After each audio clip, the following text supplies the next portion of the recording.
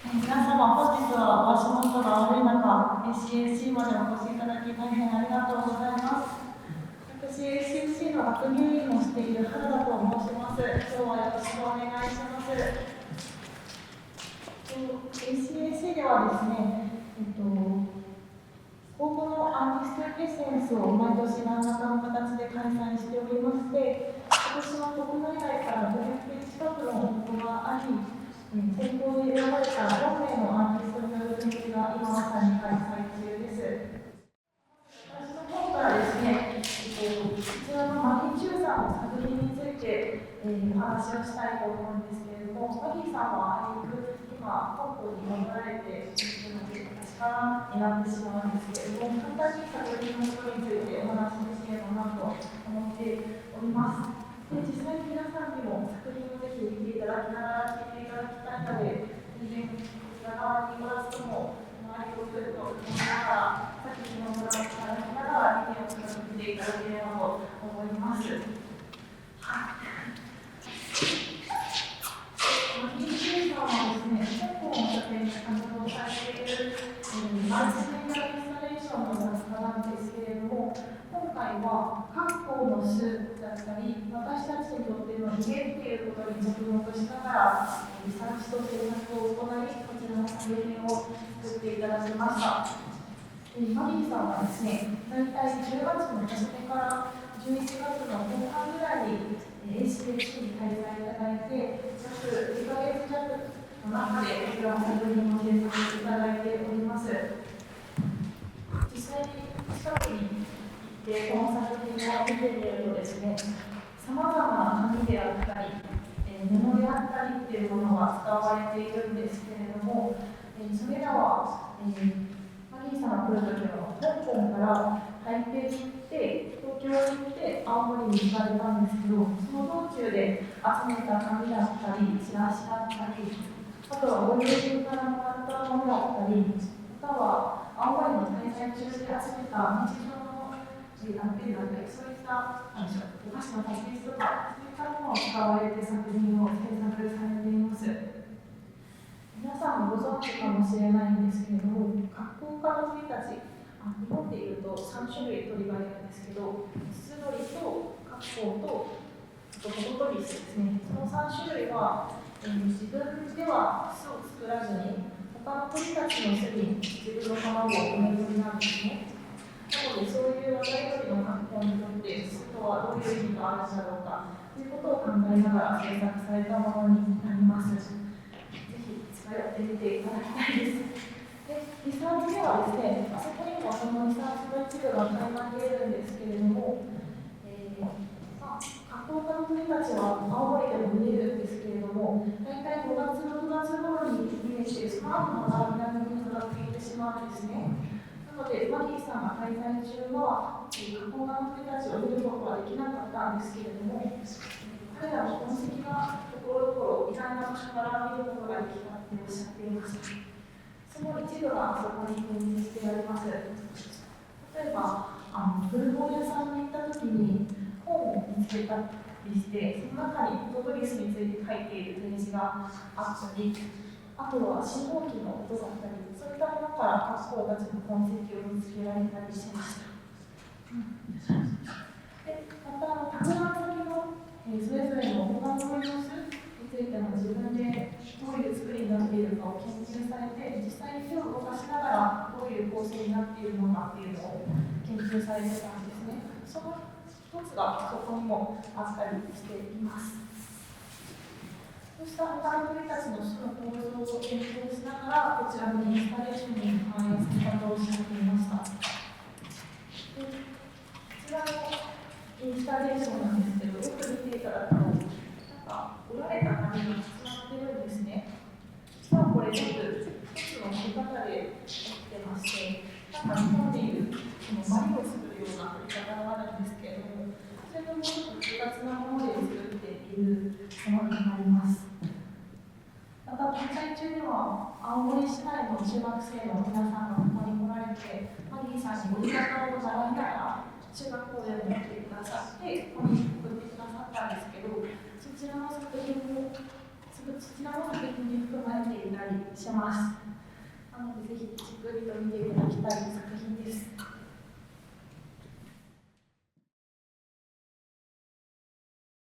になりましたので、トークを再開できればと思います。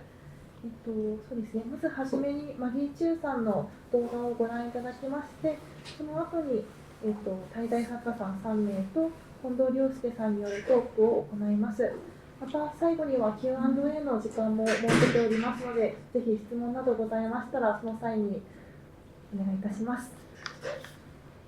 では、お願いします。Hi, I'm Maggie Chu. I live and work in Hong Kong, both as an artist and an architect. I create art installations, usually comprised of small craft pieces and found objects. I get inspiration from the form, structure, and connections I observed in nature. I'm delighted to share about my latest projects developed during my residency with ACAC. Title of the work is Will You Make Home in This Nest That I Made? This work explores my interest in the bird cuckoo and brood parasitism. That is, they don't build their own nest, they lay eggs in other birds' nests. This behavior actually inspired my exploration in the concepts about home and belonging, and to questioning the true meaning of what home means to all of us. In many ways, my life journey mirrors that of the cuckoo, navigating the complexities of migration between Hong Kong and Australia. Each transition leaving me feeling torn between worlds. While staying in Amori, I found myself in an unfamiliar environment, creating a temporary home with only the essentials within this foreign landscape. The architecture provided refuge while remaining open to the natural surroundings, emphasizing the interplay between culture and nature. I see my surroundings as a landscape composed of nature, the built environment, and human connections. Their intersections inspire my quest for meaning in home and belonging.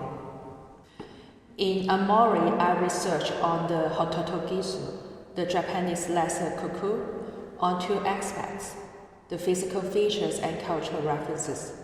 I explored the various nests they use and created study models. I focused on the bush warbler's nest, studying his materials and structure. Interestingly, during my visit to Amori, I couldn't find any Hototogisu, possibly because they had migrated south. However, I found traces of their presence in unexpected places, the sound of a cuckoo's call in zebra crossing signals, and an old book in a second-hand bookshop. And in a waka poem, looking in the direction the Hototogisu sings, all that remains is the early dawn moon. This line reflects my search for the Hototogisu and highlights the sense of transience and timing. Though I didn't see the birds, I found traces of their existence. My research revealed that bush warblers have altered their nesting timing in response to the changing environments and to protect their nests against the cuckoo. It makes me wonder if the Hototogisu might need to adapt by building their own nests, but that's just my own imagination. In this installation, I explore the notion that home is more than just a physical space. The nest symbolizes refuge and belonging. Just as birds forage for materials, I collect remnants from my daily life, packages, maps, and tickets that represent the moment and everyday culture. Over 45 days, I created 20 origami modules each day, with each piece representing a moment of experience. An invoice is a reminder of our contemporary life's essentials, while a snack package evokes memories of good times shared with new friends. The fabrics were found in the studio from a previous artist project. The tourist maps and handouts reflect my perspective on Amori. viewed through a tourist lens. This installation weaves together personal memories and public experiences. The next installation begins with origami made from a mind map, expanding to include images collected during my travels from Hong Kong to Taipei, Tokyo, and Amori. This progression reveals a transition in colors and pattern, representing a changing landscape of experiences and relationships. The color and installation also reflects the view outside the window. Folding these images transforms them into patches of color and pattern, reflecting my fragmented experience, and maybe only a superficial understanding of this unfamiliar place. The folds and structure and dimension to what would otherwise be flat images. Each creation takes about 5 minutes to complete, 20 origami each day for 45 days. That is total 900 origami modules, 4,500 minutes, emphasizing the connection to time throughout this process. I'm interested in the precarious nature of the nest, which evokes both refuge and security. I started with a design resembling the bush warbler's nest, but it evolved to adapt to the structure of the tree branches that I found on the ground here. This complex organic form, composed of simple origami modules, was created site-specifically, driven more by instinct rather than design. The nest installation explores the interplay between form and void. It features an inner layer inspired by the bush warbler's behavior of building multiple layers within its nest, lined with soft materials, adding another layer to conceal his eggs if it suspects the presence of a cuckoo's egg. In the age of globalization, can home truly be anywhere in the world? We often realize how much we miss home when we are away. This residency has given me a chance to reflect on what home means to me. As Marco Polo reflects in Invisible Cities, our journeys lead us to seek a place where we truly belong. This idea encapsulates the essence of my exploration. Thank you for your time for joining me this journey.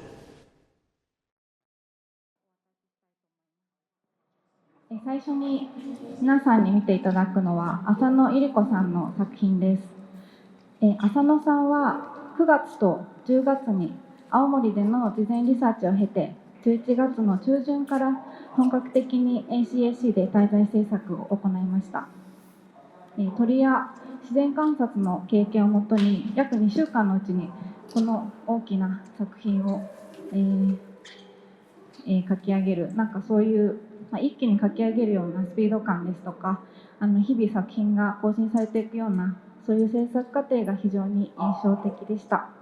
それでは浅野さん、作品のご紹介をお願いいたします。こんにちは、浅野と言います。よろしくお願いします。私は今回は今お話しいただいたように、鳥が落とす、糞とか、あとは消化できずに吐き出したペリットというものに含まれる植物の種を最初リサーチしようと思って、来ました。で、これまでこの10年くらいはどちらかというと人と植物の関係性、植物を人がどのように食文化だったりとか、その利用方法だったり生活の中でどうやって使ってるかみたいなところをリサーチして、そのエピソードを作品の中に取り入れたりしながら記録するような形で作ってたんですけど、去年ぐらいからもう少しなんか生き物、人以外の生き物の植物がきっかけではあるけれども、人以外の植物が人以外の生き物、例えば鳥がどのように動きを見せてくれるかっていうのを見ていこうと思いました。で、やっぱりこの ACAC は野鳥がすごく豊富、たくさんいて種類も多くて、でそのリサーチにはとても適した場所だなっていう感じがしたので、実際に来てみて、でそうですね、9月と10月に少しずつリサーチを始めて、9月はまだ夏の終わりの感じだったんですけど、秋になって10月になって、そちらの木炭の作品というか、スケッチが22枚今回展示してあるんですけど、例えば一番右側にある鳥の絵なんかはヤマガラっていう鳥がいるんですけど、ACAC 内にあるエゴの木っていう実を10月の終わり頃から取りに来て、それを近くの木だったりとか土の中だったり、そういうところに隠して、その冬を越すための貯食っていう行動なんですけど、それを常に見ることができたりだったりとか、あとその隣はキツツキが頬の実っていう、ここにもいくつも書いてるんですけど、その赤い実をほじくった跡みたいなのが十和田の方にもリサーチに行った時にそういう痕跡があったりとかして、でなんか鳥の姿はこの大きな作品には直接あえて描かずに、その鳥の痕跡をすごく小さな糞だったりペリットだったりするんですけど、大きく巨大に描くことで、何かですね、タイトルも「ひそやかな交易」っていうタイトルをつけていて、なんかすごくひそやかな自分としてはちょっと小さな世界を垣間見たような感じなんですけど、でもそこにはすごく土地の中にで動いてる循環、大きな循環みたいなものを少しでも感じ取ることができた滞在だったかなっていう感じで、そうですね、いくつものそれぞれにスケッチにタイトルをつけていて、でそれはそこのリストがあるので、ぜひまずは絵をゆっくり見ていただいて、後でそのもう言葉のような詩のような感じにも見えるタイトルにしてる、なんか偶然そうなったような感じなんですけど、ぜひゆっくりご覧いただけたらと思います。あと後ろ側にも絵が描いてあって、それはちょっと緑が生い茂るようなものになってるんですけど、振り返った時にこの表面のその鳥が落として、で自然に意図せず種が植物がそうさせてるような感じで、その戦略じゃないけど、その種がまた芽を出して、で後ろに緑が出てきてるような、振り返ると緑がたくさんあるような見せ方ができたらなと思ってました。はい、ぜひごゆっくりご覧ください。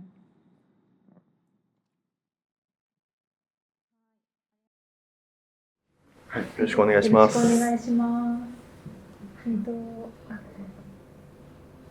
画像を見ながら、はい、じゃあどうぞ。はい、話していきたいと思います。はい。この作品は今回の作品とは違う全然関係ないものなんですけど、私は先ほどちょっとお話ししたように今までは人と植物の関係性を題材にしながら作品を作ってきていて、これなんかは木の実を調理してそれを食べる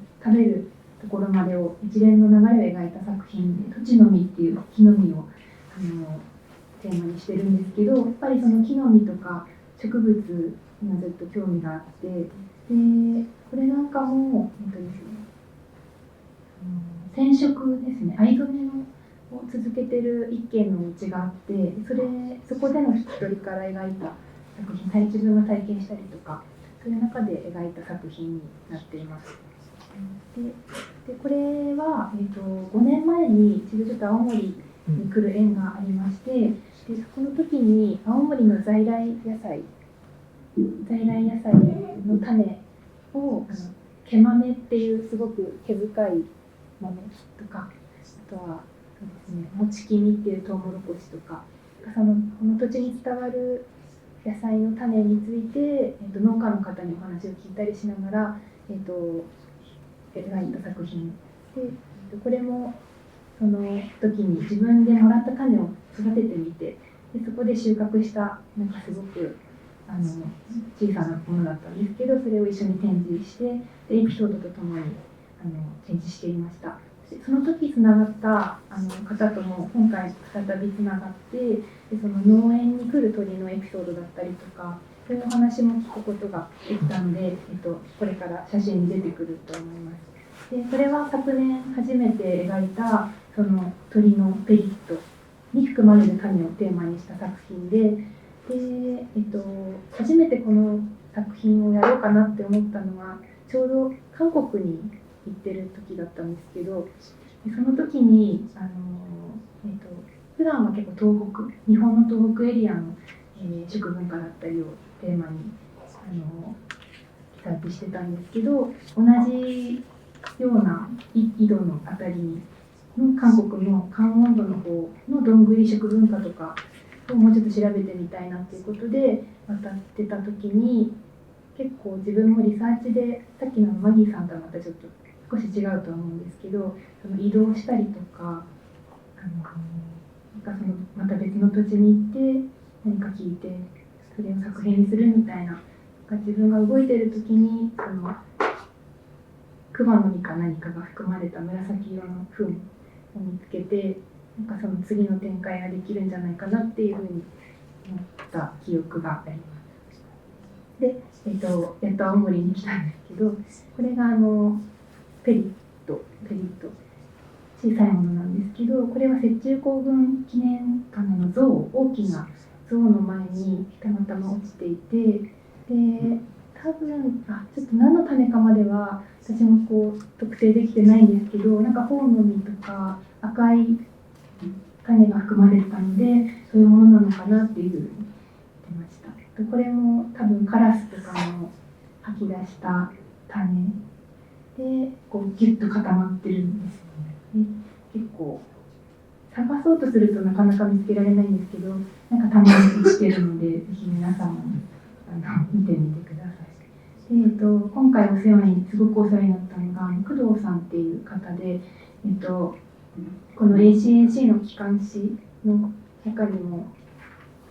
鳥について、この ACAC で見られる鳥のことについてたくさん載せている方なんですけど、この方とあと瀬戸さんだったり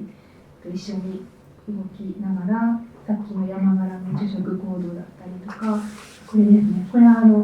私はこんな写真は撮れないんですけど、工藤さんから提供していただいたもので、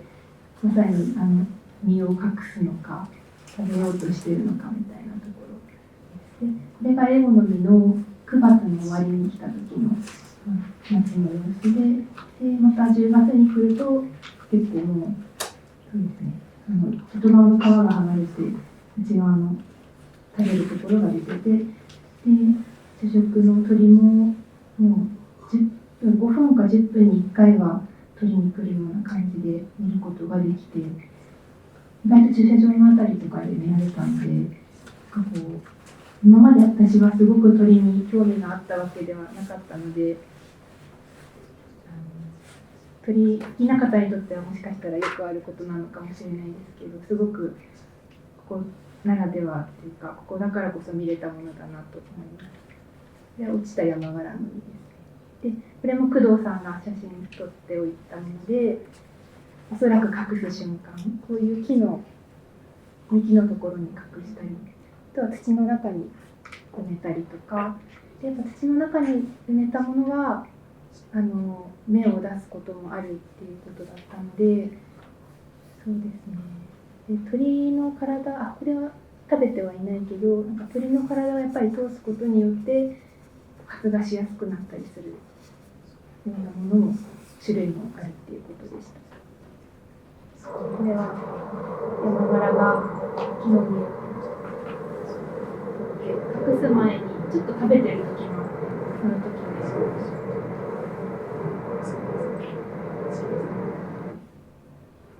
なんかそういう鳥の観察をしながらスケッチをしつ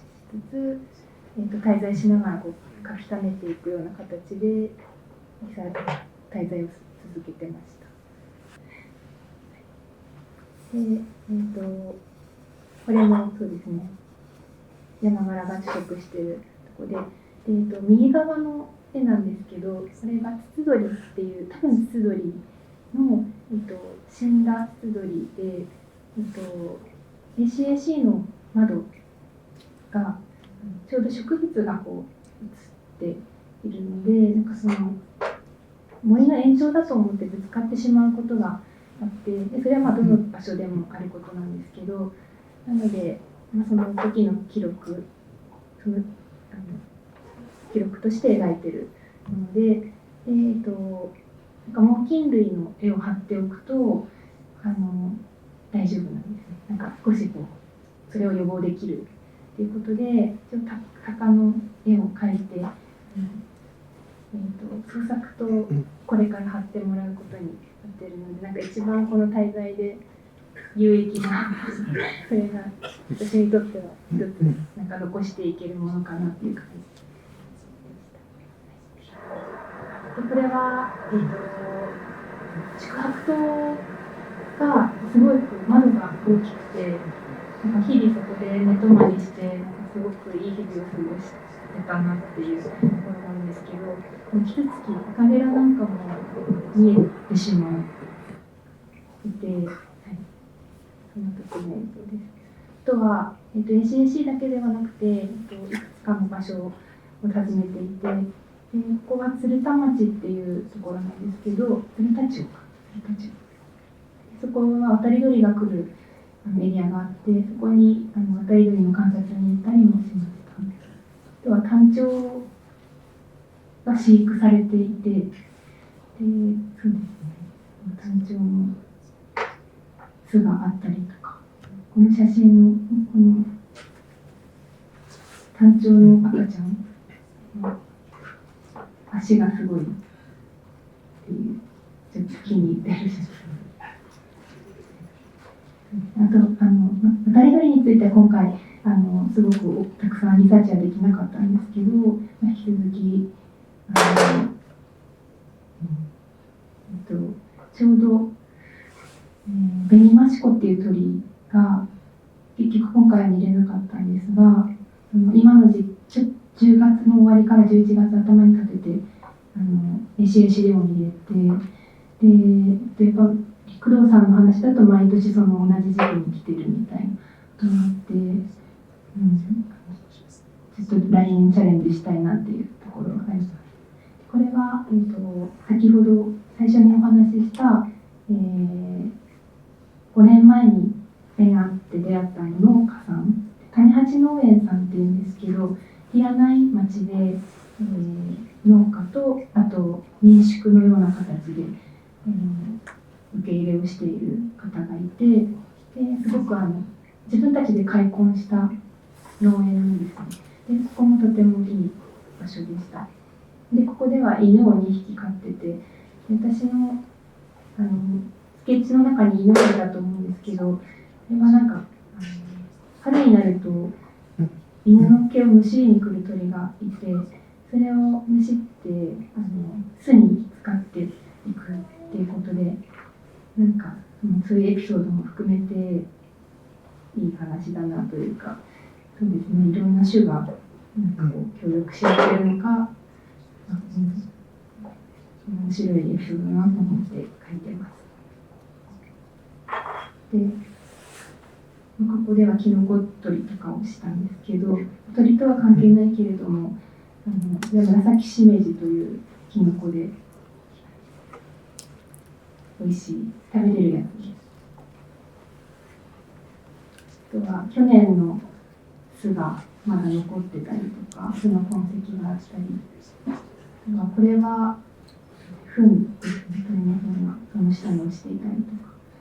そういう食事もできるところなので、ぜひお時間あれば行ってみてください。これは奥入瀬の方にも行って、でここはここでもヤマガラがいて、でブナの実を食べているところなんですけど、今年はすごくブナが豊富で、なんかクマが里にあんまり降りてこない、ブナが豊富だから降りてこないようなことも言ってました。秋田とかで出たりはしてるんですけど、これが絵にも描いてて、キツツキがほじくったコウノリの痕跡で、ちょうど十和田の本当に湖の周りに落ちてたもので、これれはちょっとたまたまカヌーに瀬藤さんと行ったんですけど、乗ることができて、で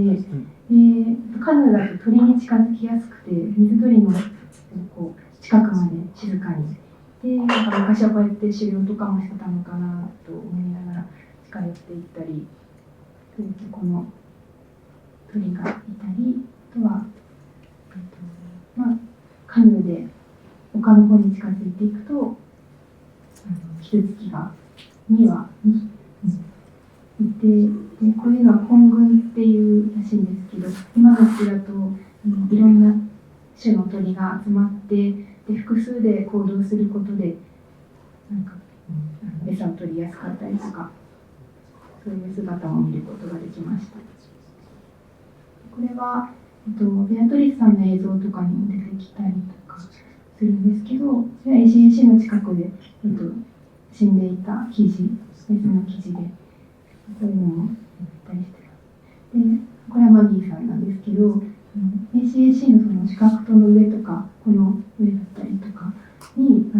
結構草木が生い茂っていて、で開館当初はなかったものがやっぱり、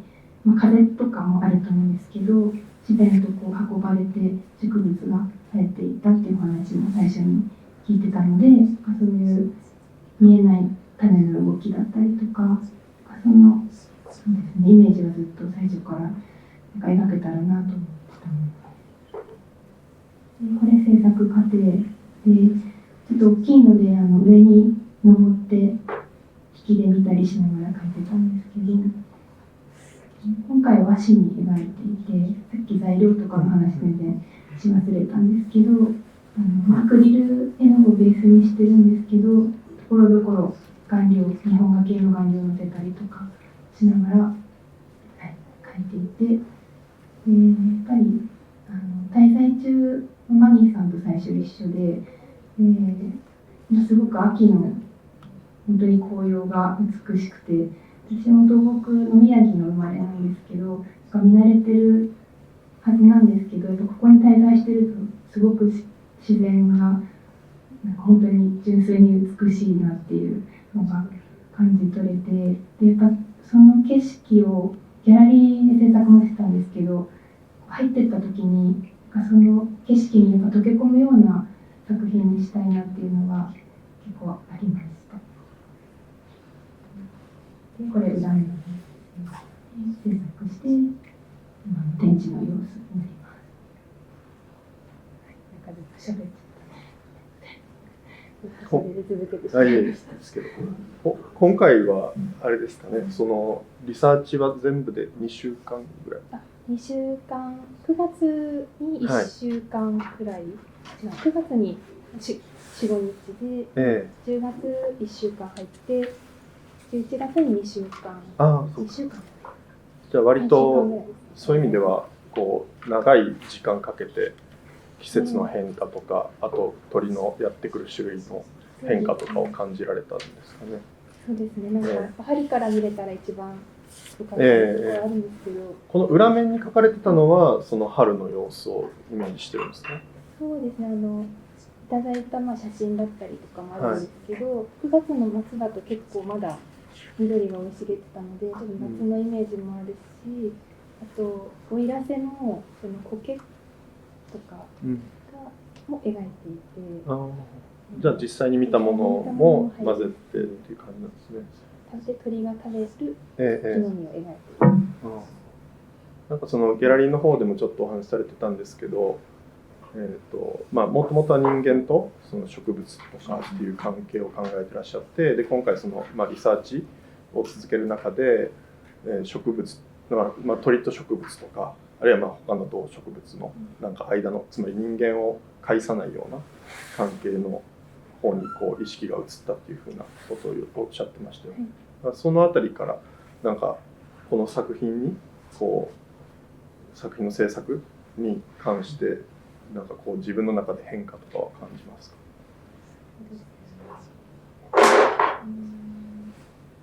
つまり人間と自然っていう二項対立からその向こうの自然っていう中の循環とかそういったものに多分意識がちょっと向いてるかなと思うんですけど、なんかそういう意味でご自分が描いてるデッサンとか、なんかその絵とか、なんかそういうものに変化はあるんですか？なんかビジュアル的にもちょっと変化してきてる感じはするのと、あとはそうですね、植物の戦略とか植物自体の動きとか、人間以外の視点というか、まあ、鳥はもちろんですけど植物側からの視点とか、なんかそういったものにも意識というかちょっと思考を巡らすみたいな、そういう感覚はあったんですか？自分はやっぱ人間なので、どうしても人間目線の見方をしてしまうんですけど、見る角度がやっぱり違う、ちょっとずれてる感じがして、なんかどうぞ。今回ちょっと木炭でスケッチをあえて出してみたっていうのは、なんかこれまで見てきた人からもちょっと新鮮だねっていう反応があったりとか、なんか自分で描いてるとあんまりこう実感なかったりするんですけど、どちらかというとじゃあこういう絵画の方がメインだったんですか、今までは？絵画がメインで、でスケッチとか言葉で聞いた言葉をそのまま展示したりとかはあったんですけど、なんかその説明的ではない、言葉ではない形で、でもそのプロセスだったり、何か今回鳥の人が見える表現ということでこれを今回やってみたところがあって、ちょっと新しかった。はい。でなんかなんでそういうことをお聞きしたかというと、やっぱり今回の一応全体のテーマ、公募のテーマっていうのが毎年あるんですけど、それが今回スピニングスケープっていうふうに名前がついていて、これは私が考えたんではないんですけど、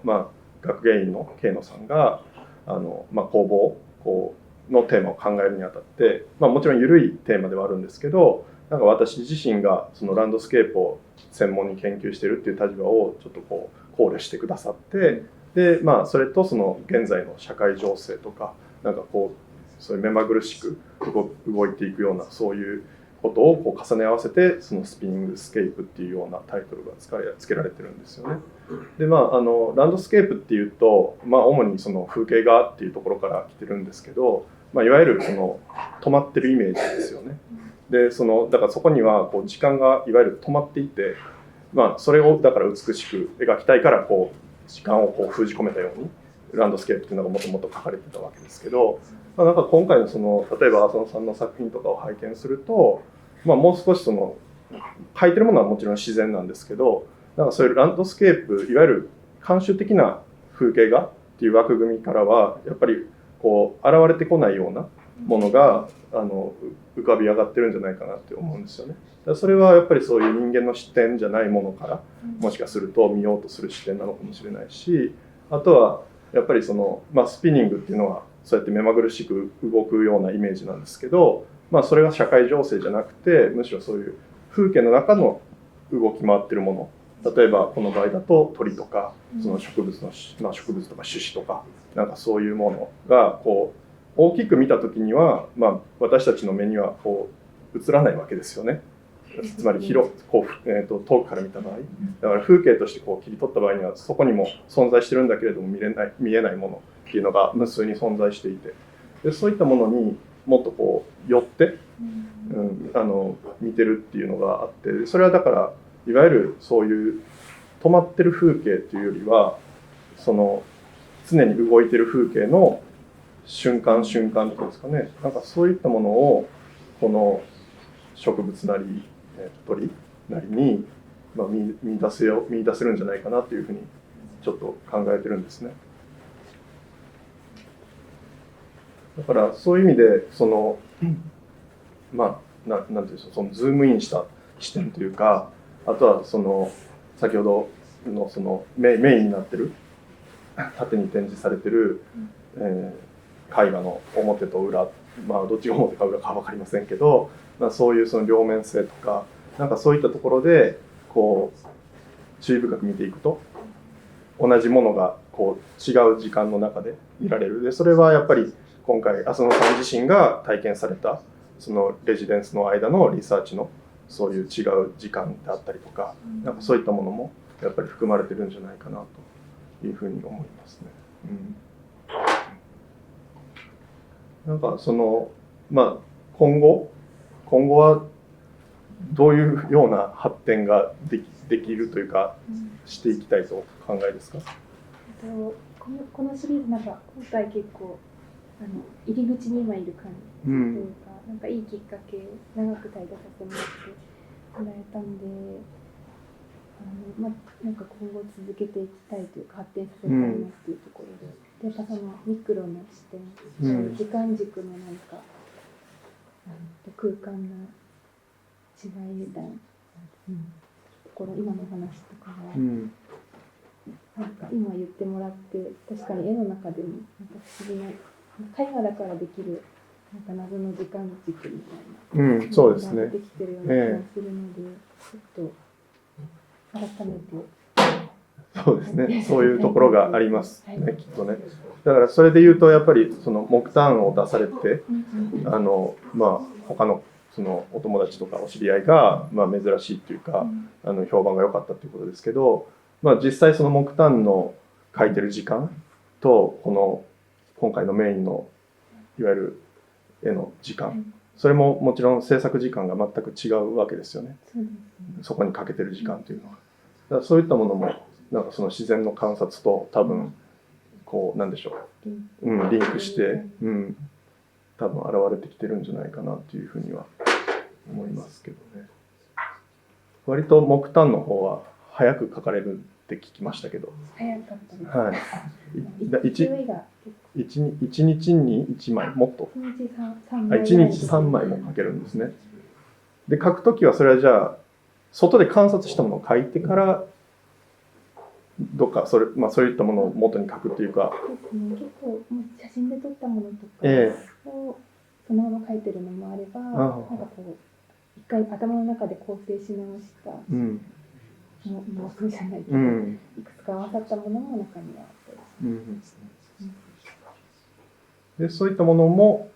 織り交ぜて最終的にその絵画の方にも落とし込んでっていうことですね。時間的にはい了解です。はい、どうもありがとうございました。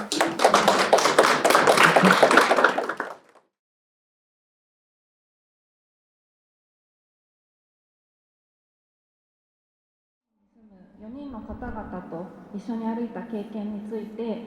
この場所でさまざまな方法で表現をしています。パフォーマンスアーティストとして自分の身体とそしてそこに蓄積される経験を主要なメディアとするリレーがどのようにこの作品群を構築していったかということ、いわゆるそのビジュアルアーティストが制作するインスタレーションと、またそのパフォーマンスアーティストとしてのリレーが、どのようなが作ったインスタレーション、その双方にどのような違いがあるのかというところも非常に興味深いというふうに感じています。それではレディエさん、どうぞよろしくお願いします。Thank you, Tomo. Thanks for coming. I don't have enough magnifying glasses, but please serve yourself to look at traces.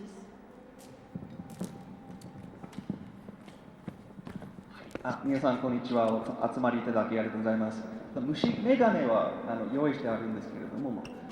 そのより鑑賞ができるように虫眼鏡を用意してたんですけど、残念ながら多分全員分は用意してないので、そうです。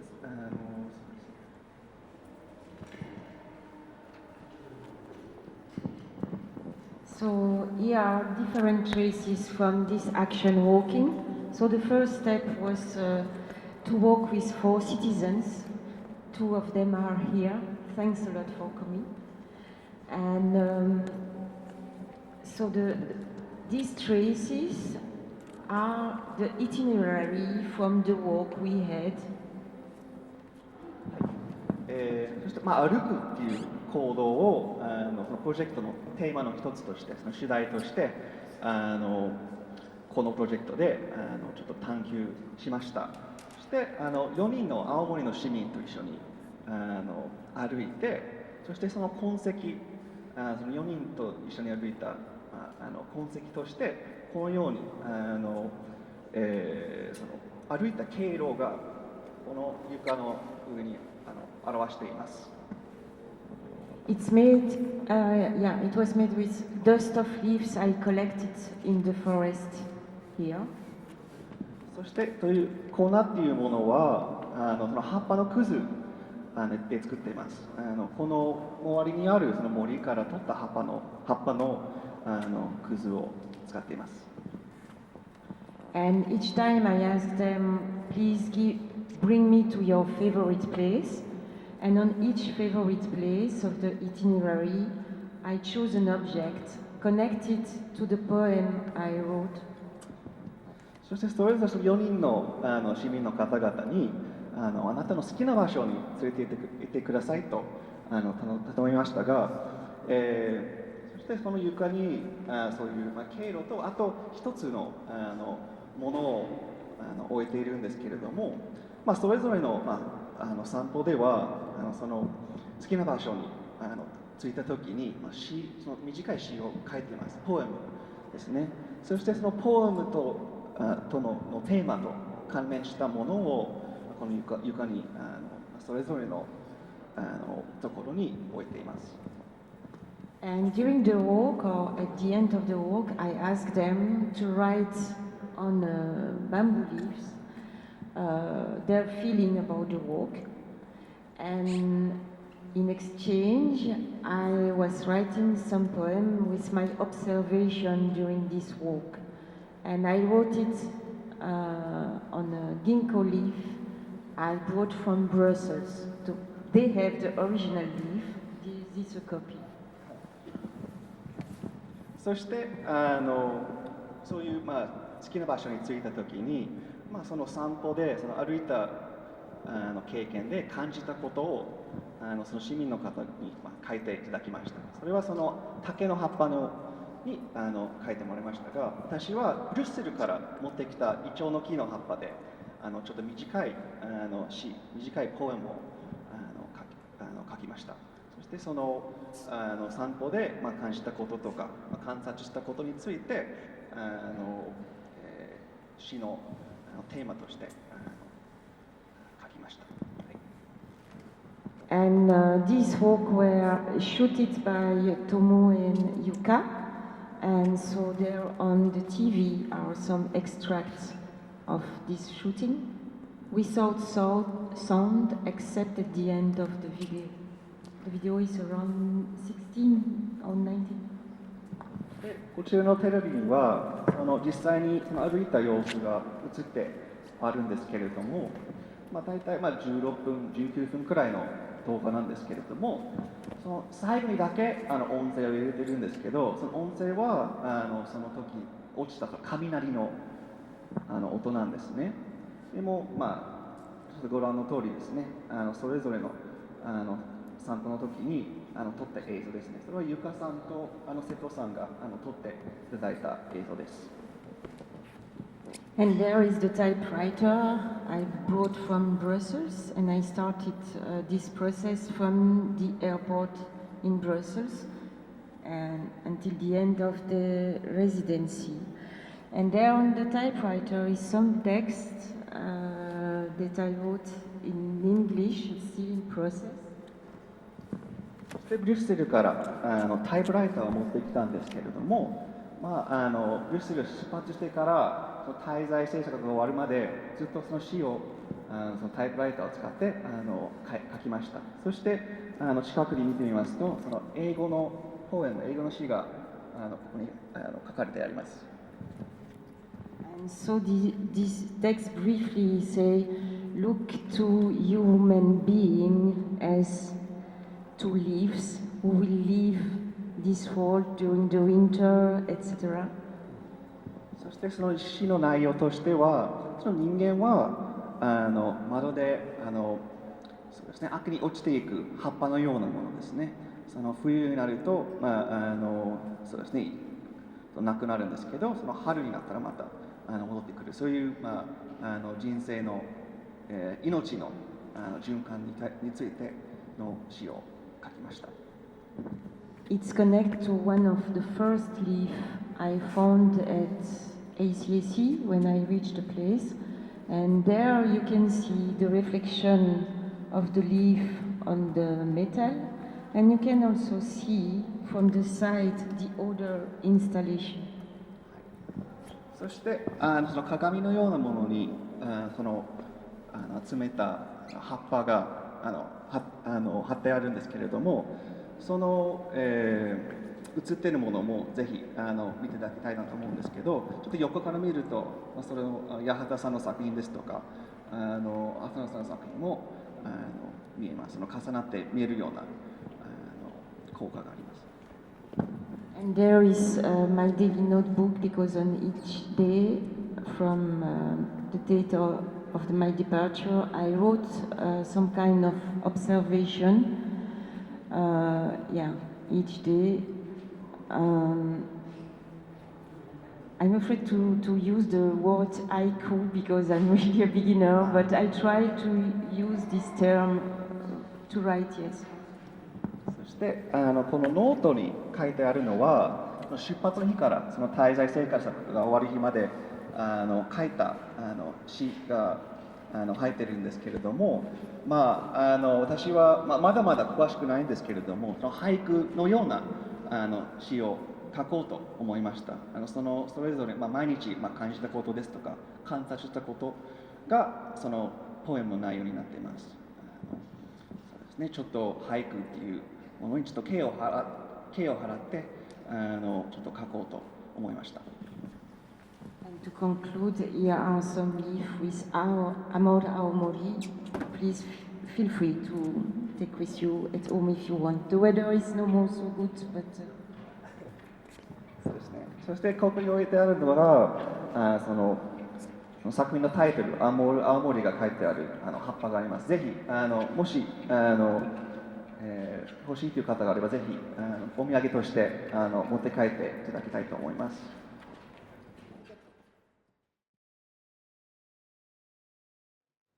So, since some years, performance art is the main source of my research and practice. はい、皆さん改めて集まりいただきありがとうございます。私は長年パフォーマンスアートを主の媒体として使っていますが、それは研究においても芸術面においてもパフォーマンスアートがその根底にあると思います。To develop a connection between life and art, thought and act, space and time.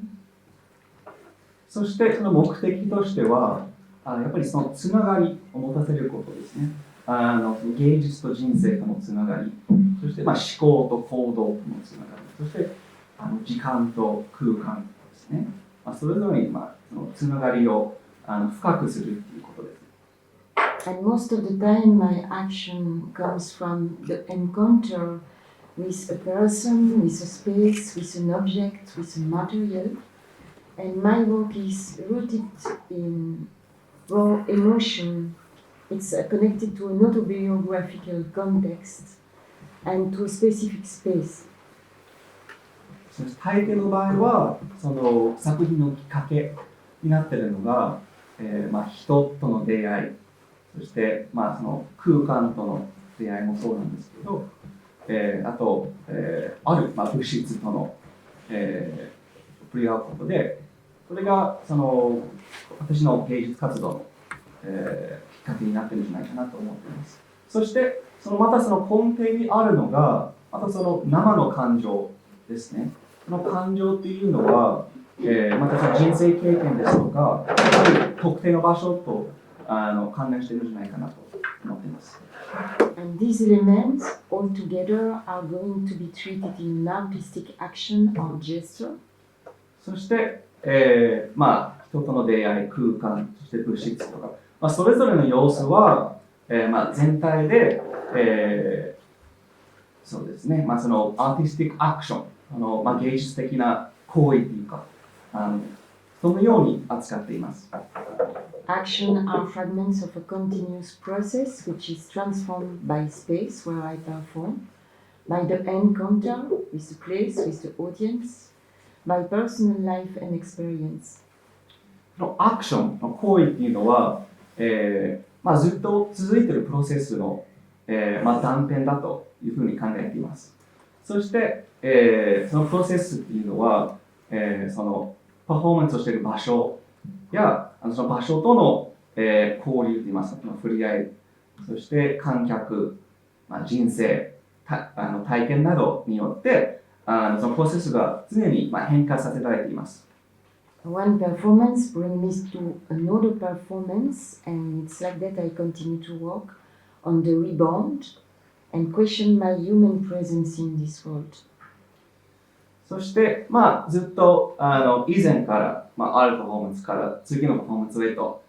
ずっと進んできたんですけれども、そしてそうしながらも、その人間としてこの世界に存在するっていうのはどういうことか、人間の存在のあり方について、ずっと考え続けてきました。So if we consider that performance art can also be called live art or action art, as it's called, for example, in France, let me describe my process of this residency in terms of action. そして私が行っているパフォーマンスアートっていうのはいろんな名前があるんですね。ライブアートっていう人もいますし、あとフランスではアクションアートっていう名前で呼ばれています。そしてこれからは私のプロセスについて説明したいんですけれども、アクションっていう文脈において具体的にそのプロセスを説明できたらと思います。So the process of my work here was developed by moving from flight to train to food. そして私のプロセスは、次のように発展していくんですけれども、最初は移動ですね。まず飛行機に乗って、飛ぶこと、そして、電車に乗ること、そして最後に徒歩で滞在先に向かうことですね。それが、その最初の段階です。By observing and writing. そして観察とものを書くこ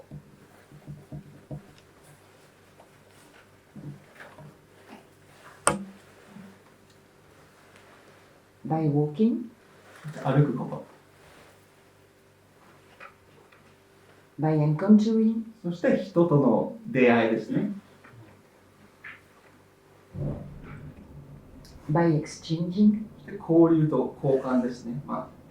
ついてるのは多分そのポエムの詩の交換ですね。葉っぱで書いた。By gleaning. そして物を拾い集めることですね。葉っぱなどさまざまな自然の。By picking and nesting. そしてその中から選んだり、そしてあと巣を作ったりすることですね。So for example, the picture on the right will be material for the performance I do. そして右に映っている画像は、これからパフォーマンスに使う素材の一つなんです。This is the dead bird during the walk. そして先ほどギャラリーで映ってたんですけれども、歩いている時に見つけた鳥の死骸ですね。By cleaning, drying, and grinding. そして次の段階としては、洗ったり、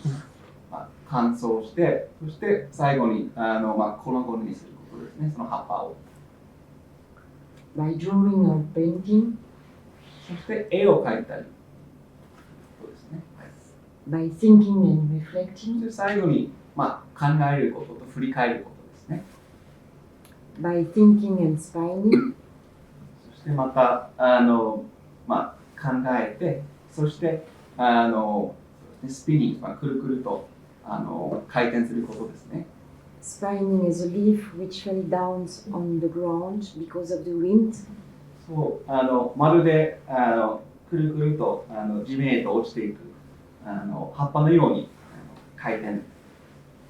することですね。その風でくるくるくると地面へと落ちるんですね。葉っぱのように。Thinking that art is life. そして次のように考えます。芸術は人生であると。Our life is art. または逆もそうで、人生はアート、芸術である。Art of poetry. そしてそのアートというのはポエム、その詩の芸術ですね。And let poetry be your absolute weapon. This is a sentence from a Belgian situationist who is called Raoul Vaneigem. そして最後にラウル・ベネゲンというベルギーのシチュエーショニストと言いますと、日本語わかりますか？まあシチュエーションシストです。っていう、芸術家がいるんですけれども、彼から引用させていただいた言葉で、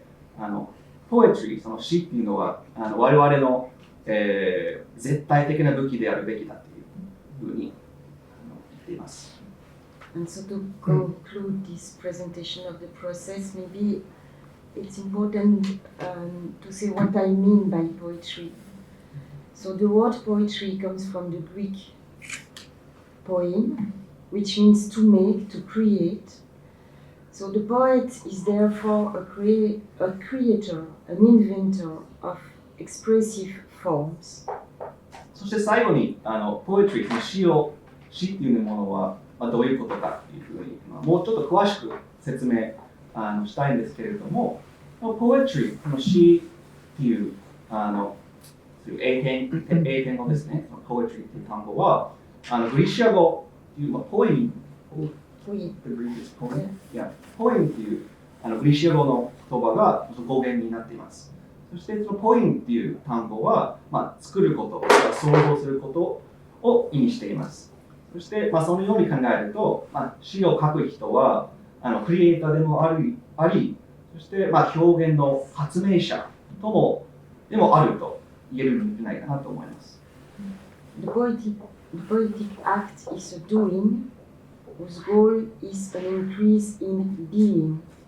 そうですね。そのポエティックアクト、その詩的行為といいますか、アクションっていうのは、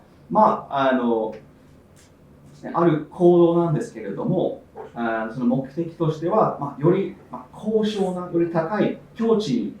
達することがその行動の目的ですね。より高い意識のあり方がその目的になっています。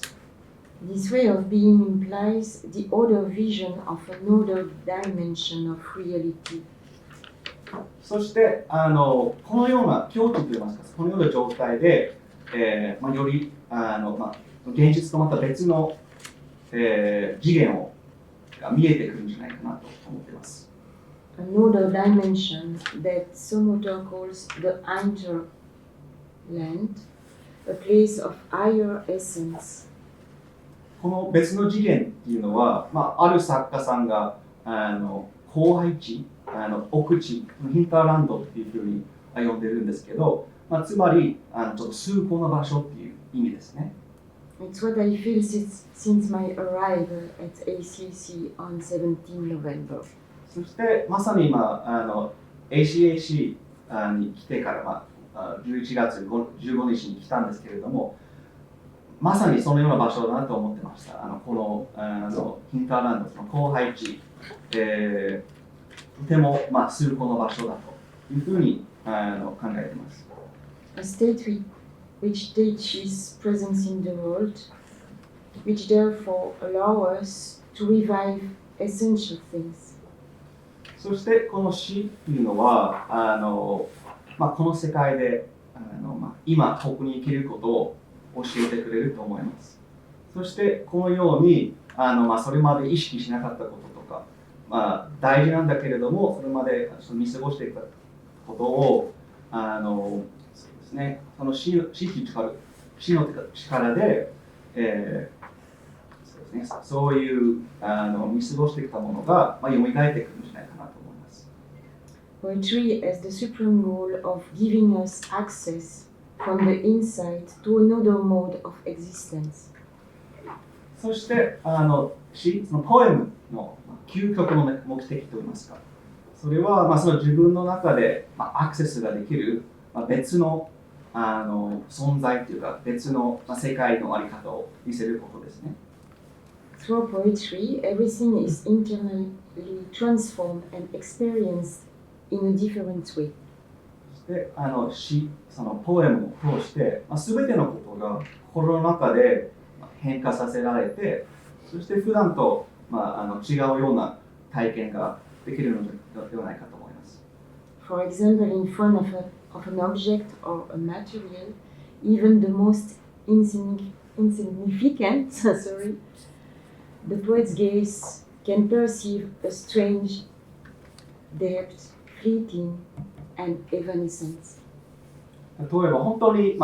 日常的なもの、その取るに足りないようなものの前でも、その詩人のポエムを作る人の目では、それがちょっと不思議で儚い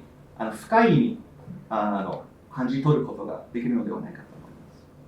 ありがとう。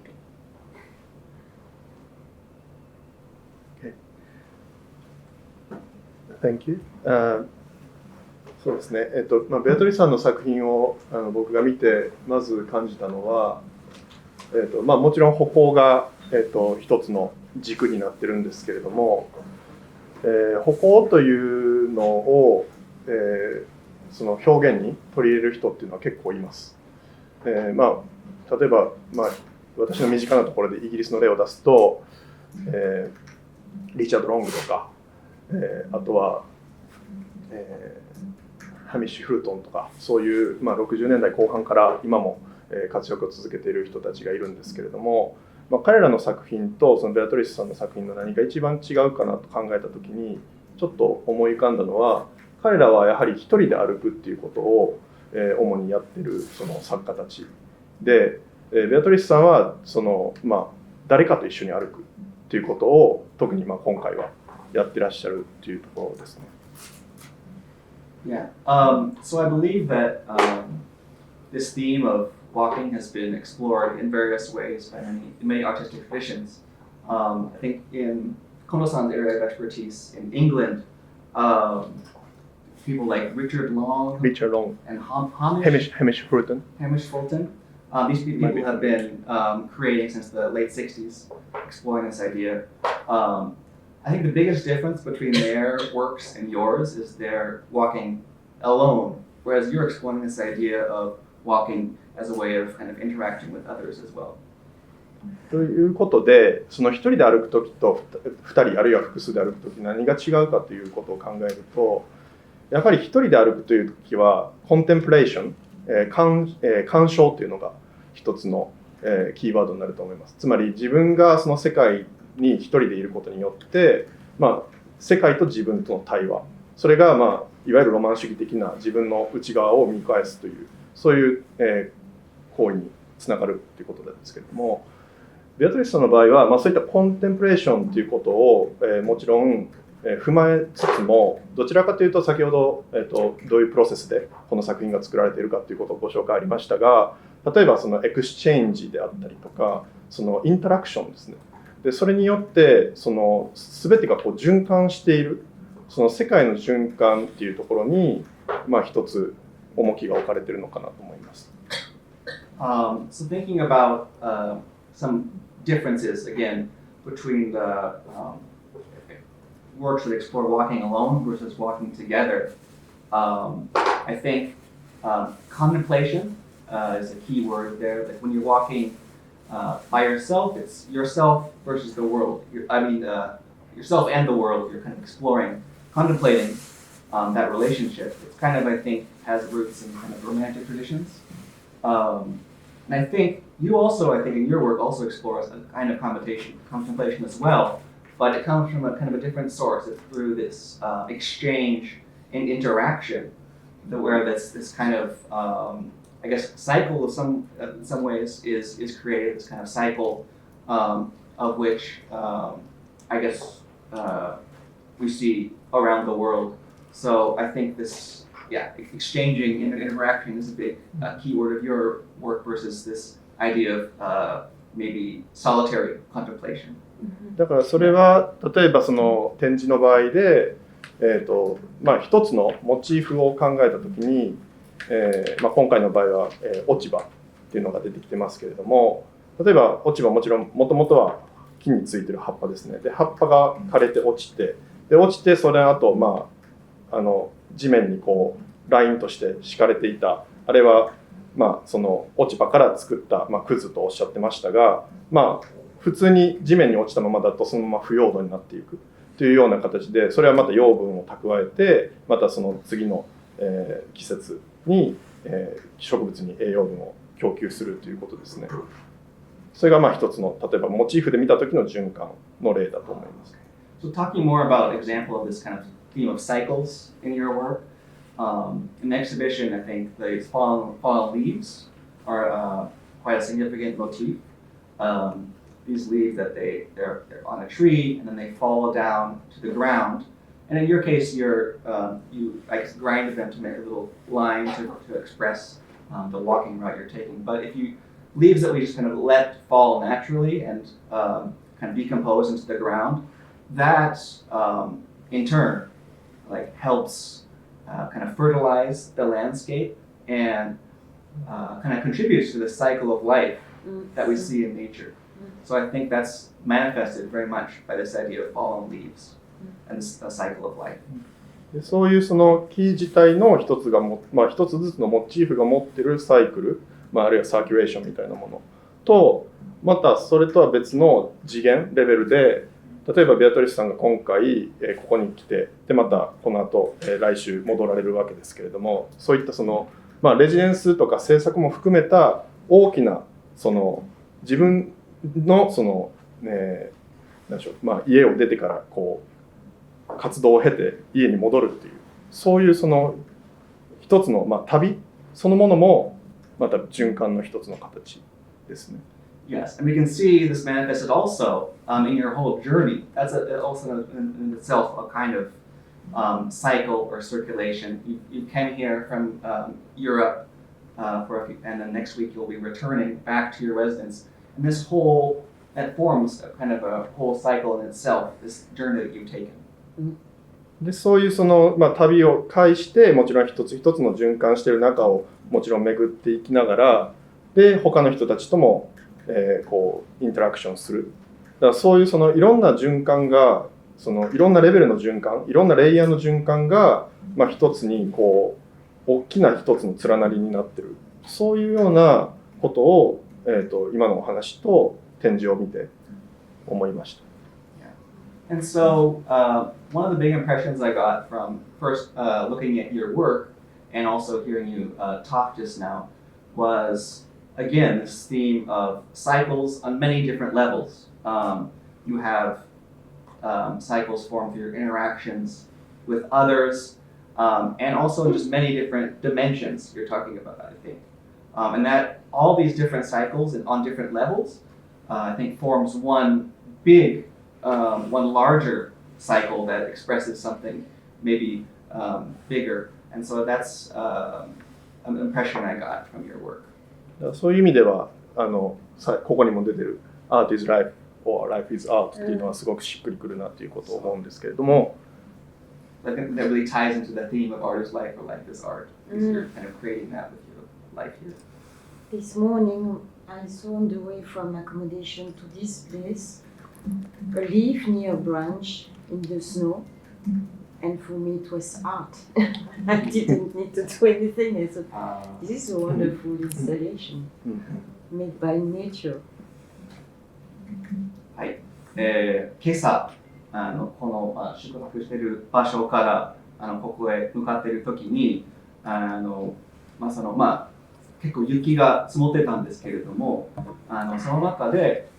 まだ落ちてない枝の葉っぱが見えてたんですね。その雪の中の葉っぱっていうのは、それはそれで、芸術だな、一つの作品ができているんじゃないかなと思います。もう人の手が別に必要なくて、そういう自然が、自然と、その芸術になっているんだなというふうに感じました。でそこで、ちょっと個人的に質問したいのがいくつかあるんですが、一つは、そうやっていわゆる身体的な、旅をするっていう行為、あるいはもう少し局所的に見ると歩いたりする、あるいは詩を読む、というようないろんな行為がその中にはあるんですけれども、ベアトリスさんの手法の一つでちょっと面白いなと思うのは、手書きのメモもありますけれども、と同時にタイピングを用いてますよね、タイプライターの。でだから手書きをしているものと、つまり手書きをしながら詩を書くことと、タイプライターを用いて詩を書くこと、それの違いはどういうふうにお考えですか？ So I have a kind of a question that I was wondering about seeing your work. You're exploring a lot of different themes like the physical aspect of making a journey, also walking and poetry, these different actions within that. And one of the main modes of expression during that, I think, is you have your memos, your journal that you've written with poems by hand, and also with the typewriter. So I'm wondering kind of what the difference is for you in writing a poem by hand versus typing it. Like, what are the feelings that, or the contrast that you have?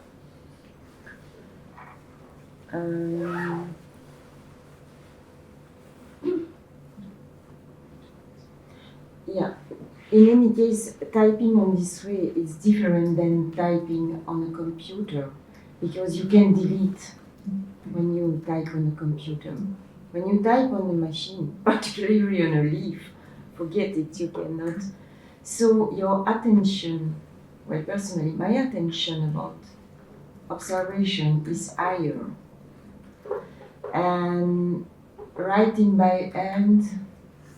yeah, it's the same. There is, yeah, for me, these two gestures are same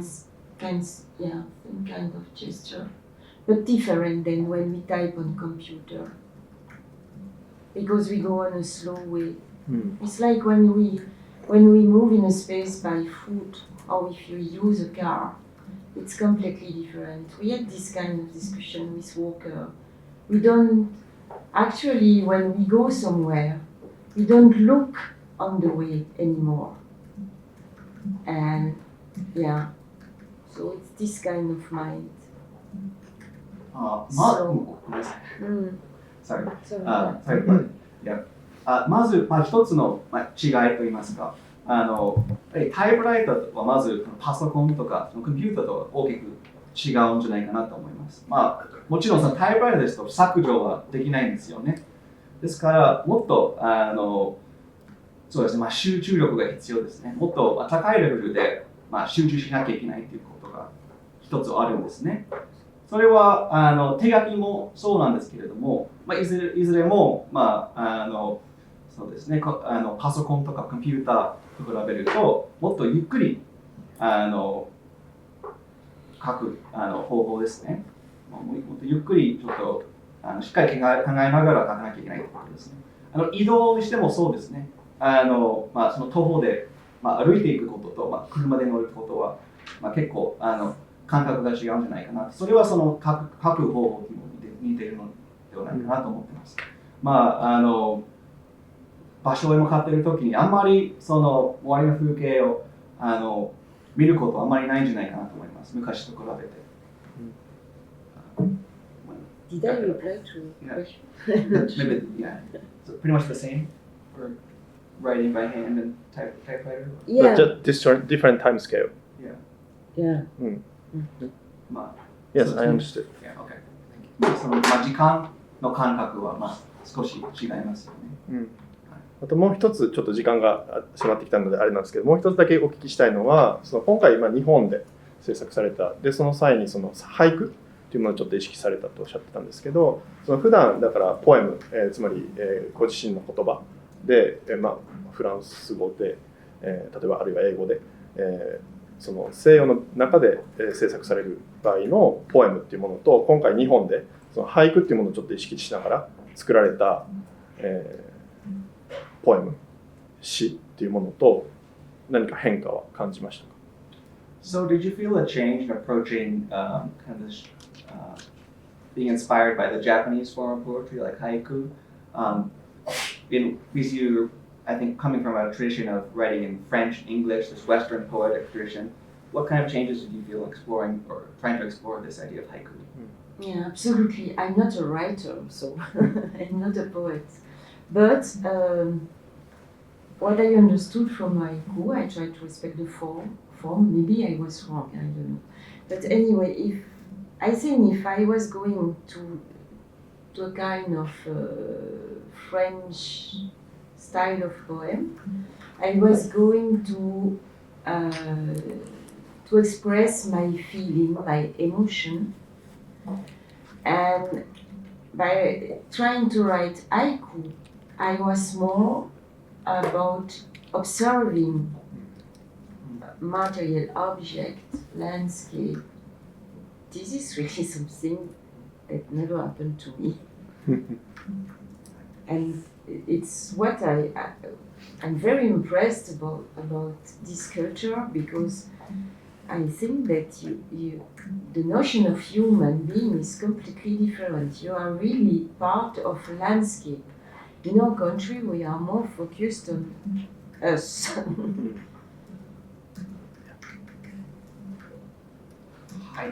私は、このポエムとか詩について、そういうそれほど、詳しいというわけではないんですけれども、そのフランス式のポエムを書くとすると、やはり自分の感情とか自分が感じていることがメインの主題になっていると思うんですけど、俳句を試みたときは、それよりその、外のもの、その観察したものですとか風景ですとか、その自然の様子とか、それをテーマにしました。そういうそうですね、その外へと意識を向けるっていう姿勢はとても新鮮だなと思ってました。こういう体験は本当に初めてでした。こういうふうに詩を書くっていうのは。そしてその俳句についても、とても新鮮で感動したんですけれども、日本の文化にもとても印象に残りました。やはりその人間に対する意識が、ちょっと西洋と変わってるんじゃないかなと思います。人をそうですね、人がその風景の一部、その自然と一体になっているという感覚は日本っていうような国で存在しているんじゃないかなと思います。欧米ではどちらかというと、やっぱり自分第一主義っていうか、その自分自身が全てで、あんまりそういう周りのものも意識してないんですけれど、そういう、日本ではそういう周りのもの、その外への意識が欧米より高いんじゃないかなと思います。とても印象に残りました。はい、ありがとうございます。ありがとうございます。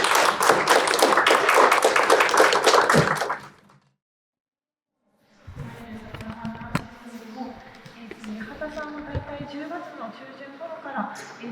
に滞在されて、大間や北海道の彦内町にも足を伸ばしながら作品制作をされてきました。こちらの映像と、あと映像の中には音も流れてくるんですけれども、そちらの歌詞がですね、この床面にも貼られております。また奥の写真作品だったり、あと本の形をしたものだったり、スライドの投影もございますので、ぜひ皆さん、もうちょっとこっち来ていただいても大丈夫ですので、ご覧いただきながら聞いていただければと思います。では、八幡さん、お願いいたします。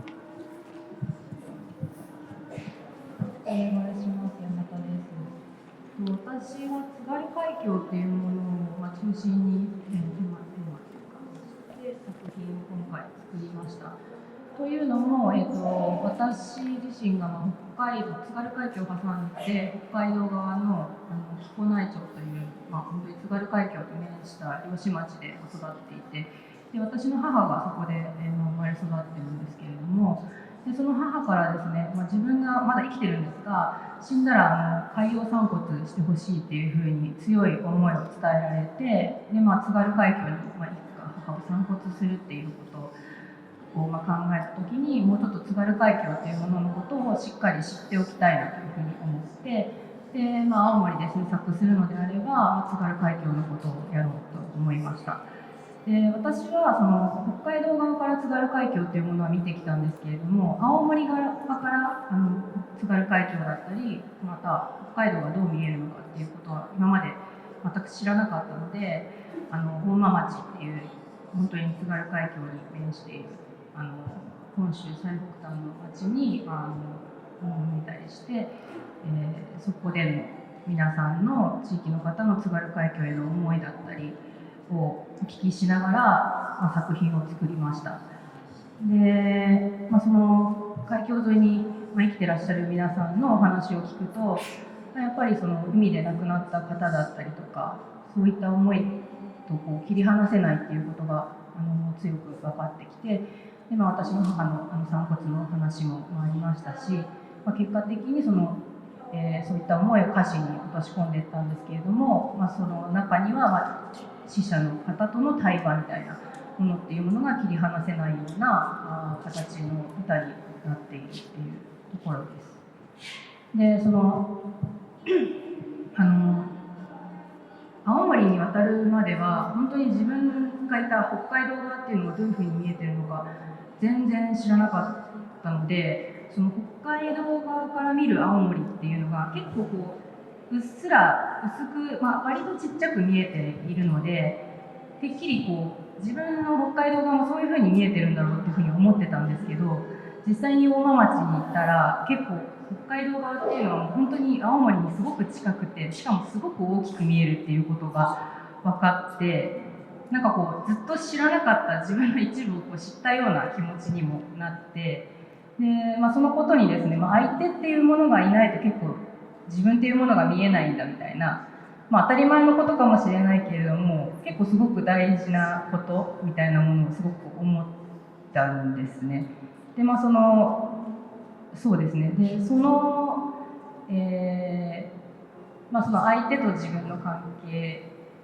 だったり、自分の背中側は、相手にしか見えないとか、なんかそういうようなことだったり、あと津軽海峡に浮かんだ時にその背中っていうものでものすごく津軽海峡の大きさだったり怖さみたいなのを感じたりもしたので、今回は背中っていうものを、自分の母の話をしたかったわけではなくて、作品をいかにこう普遍化していくかっていうことがやっぱり作品ってすごく重要なので、その上でどうやっていこうかなっていう時に背中っていうものを中心に構造の軸にしていこうっていうふうに思ったんですね。なのでこの作品は真ん中に誰かに座っていただいて、その他者がいないと作品のこの映像の中心的な部分が鑑賞できないような作りになっています。ちょっと黒い服の方だとより綺麗に見えると思うんですけれども、どなたかがこちらに座っていただいてですね、で別の方が後ろから鑑賞するっていうような作品の構造になってます。ちょっと後ろ側の方に来ていただけると今映っている映像とかも見えると思うんですけれども、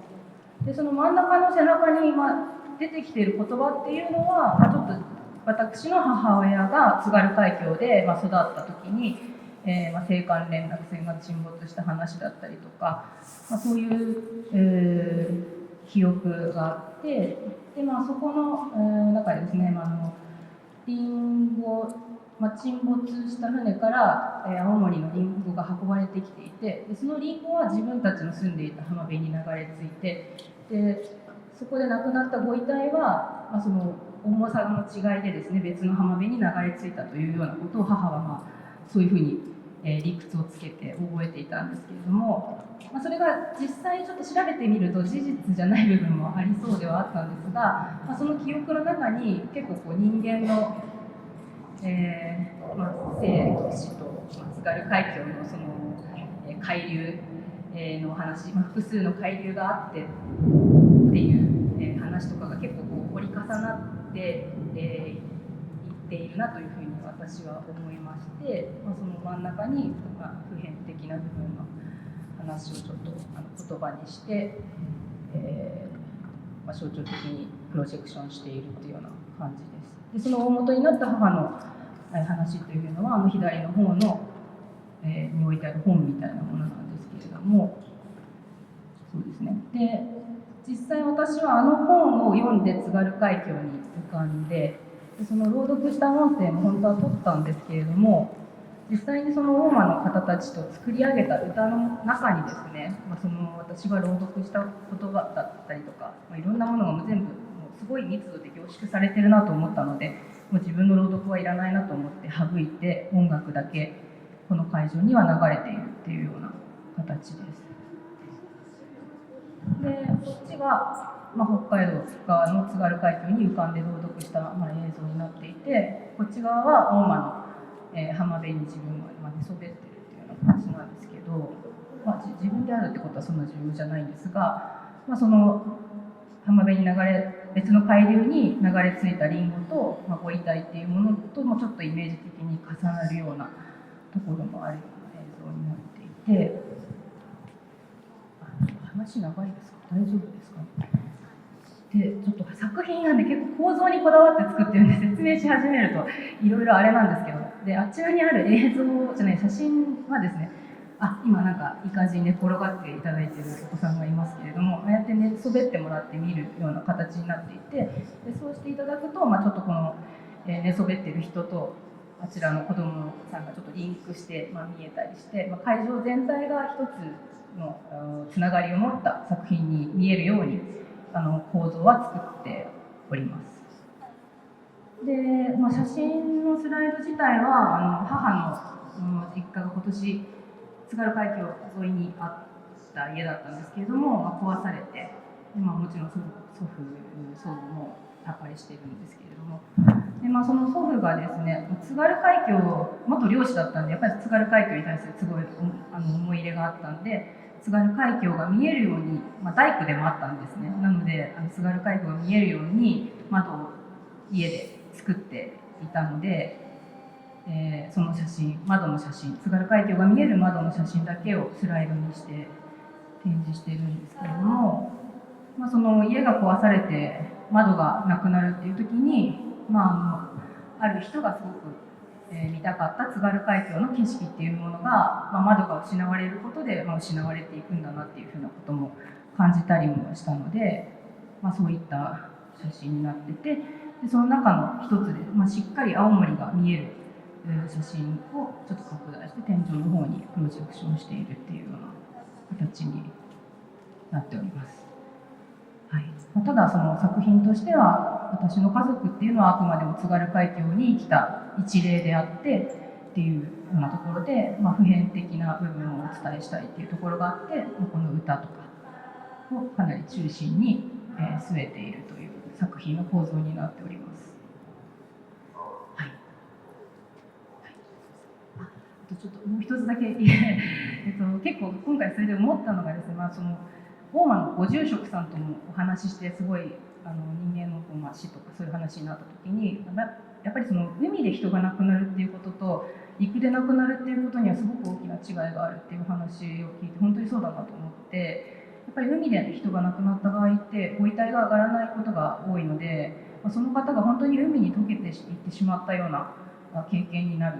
ことが多いんだなっていうのを、本当に陸じゃないの今生きてらっしゃる方たちとも話して、そういうふうに思って、で結構やっぱり陸で人が亡くなるということは、すごくスペシフィックな場所にその人が結びついていくことだなと思って、その海流とか海っていうその流体っていうものの中に死んでしまってるんだけれども、まだその人が自分に対して応答してくれてるような気持ちになったりとか、そういうふうなすごく、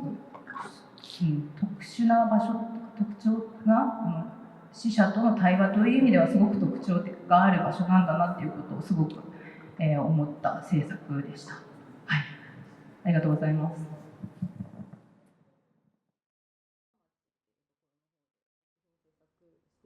大間町の紹介パートみたいな感じになっちゃってるんですけれども津軽海峡があそこにありまして、で本州の最北端が大間町っていうオレンジのところですね。で挟んで対岸の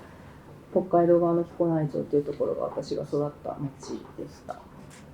で津軽海峡ってそのしょっぱい川っていう風に呼ばれてきたりしてて、いまだにそれをちょっと覚えて使ってる人とかもいて、でそれはなんかもともとアイヌの人たちがそうやって呼んでいたみたいな話なんですけど、大間の側の人たちもそういうふうに呼んでいたりだとか、やっぱり縄文時代から丸木舟での行き来があったんじゃないかっていうような感じで、遺跡も結構類似しているものが多いという話とかもあって、歴史的にもかなり掘り下げれば面白そうではあったんですけれども、どこまでを作品化していくのかっていうところで、結構今回は大間の方たち、今大間にいらっしゃる方たちとのコミュニケーションの中で作っていっていて、でそういう部分っていうのは、歴史的な部分っていうのはあまりその今の方たちの中でのリアリティとしてはなかったので、私としては歌詞に入れたい部分とかもあったんですけれども、そういった部分を省いて作ったっていうような形になりました。皆さん結構大間町とか行かれてることはありますかね。どうなんですかね、青森の方だったら。なんか結構ちっちゃな町で、ある場所に行こうとすると片道歩いて30分ぐらいで到達できるような感じで、自転車さえあれば結構町もぐるっと回れるような感じの場所でした。でやっぱりマグロが有名で、漁師さんの経済的な潤いが結構町の潤いにも直結するような感じで、とにかく風がすごい強くって、今回の合唱の曲の初めの冒頭にもその風の音が作曲家の小松和道さんが入れてくれてるんですけど、それぐらい特徴的で、雪が降っても吹き飛ばされちゃうような感じで、あんまり雪かきもしないようなそんな土地でした。で先っぽのところにあるのは弁天島っていうところで、灯台が右下のやつが灯台なんですけど、そこになんか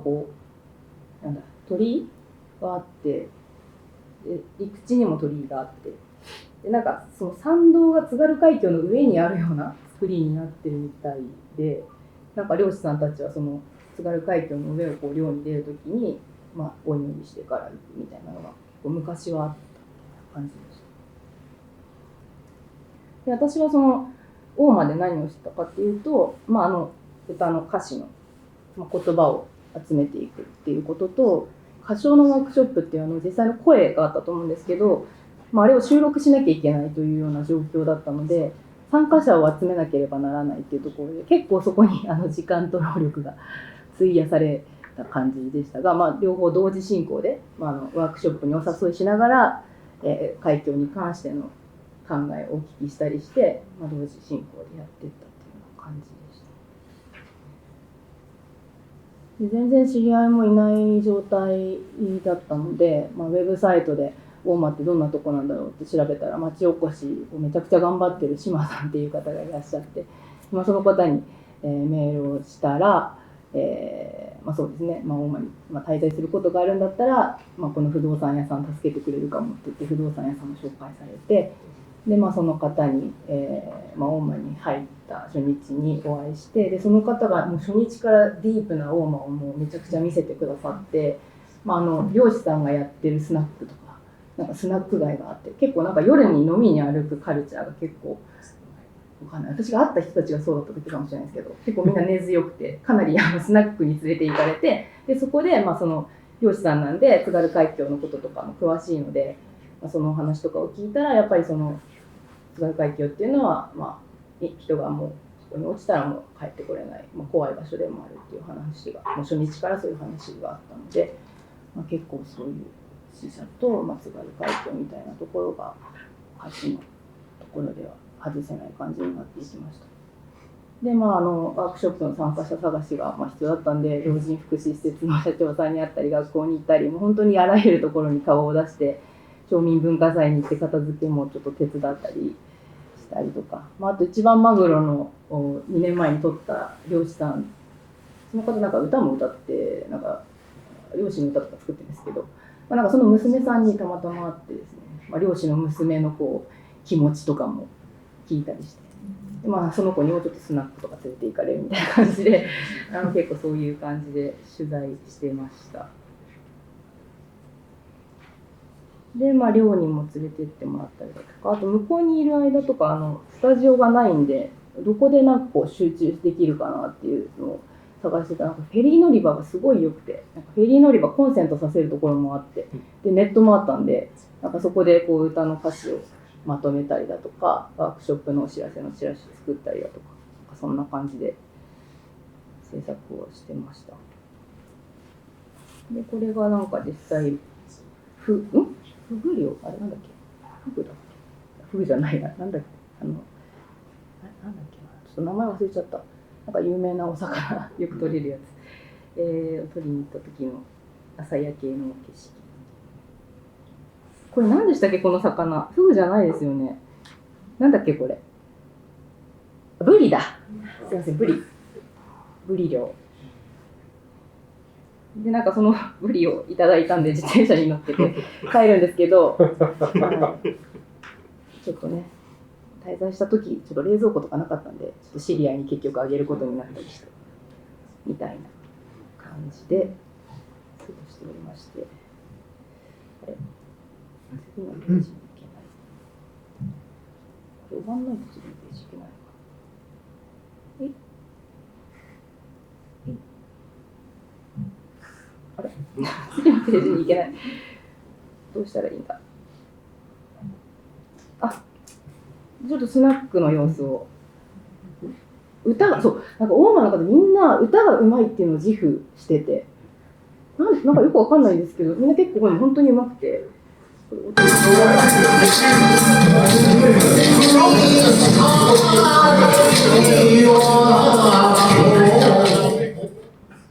あ、消えちゃった。せっかく歌うまいのに。あ、すごい上手くないですか？なんかこんな感じで結構皆さん上手い方が多くて。なんでちょっと合唱もすごい期待はしてたんですよね。すごい上手い方とかいっぱい集まってくれるんじゃないかなと思って。なんですけれども、まあちょっと思ったよりやっぱり皆さんお忙しくて。はい、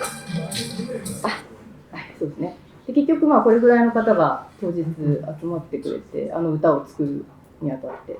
で京都在住の小松和道さんっていう美術家音楽家 DJ の方をオンラインでつないで、この滞在で知り合った方たちが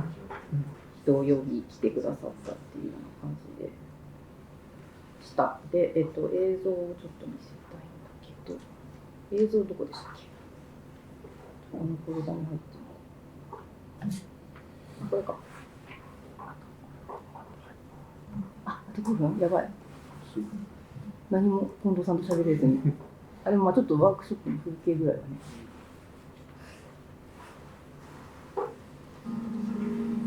なんか当日こんな感じで練習をねみんなでして。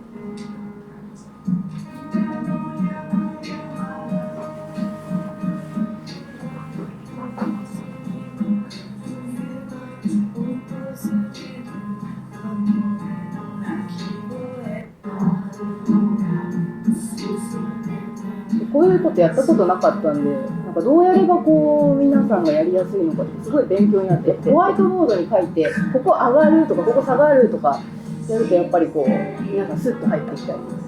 するんだなとか、やっぱ指揮者っていうのって大事なんだなっていうのとか、すごい基本的なことをすごいその場でこう学びながら、ちょっと全身を使って指揮をさせていただきました。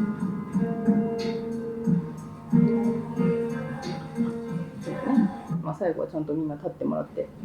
収録してっていう感じでさっきの曲ができましたという、はい、こんな感じで、はい、こんな感じで、はい、指揮者だけやったら楽しそうなんですけど、こんな感じですごい指揮者だけ楽しそうでごめんなさいって感じなんですけど、こんな感じで。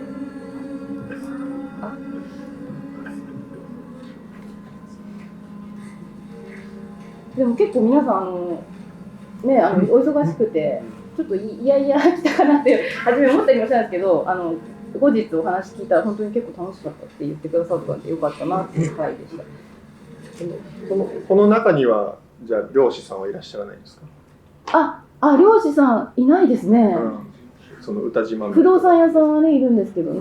そうなんかやっぱ漁師スナックで歌ってるような人がやっぱいた方がね、よかったんです。盛り上がりそうですし。ちょっと漁師さんマグロ漁の時期でもあったんで皆さん結構忙しくてですね。はい、という感じで、ちょっと時間ないんでね、せっかく背中のことを最後ちょっと言うと思います。いいか、いいです。はい。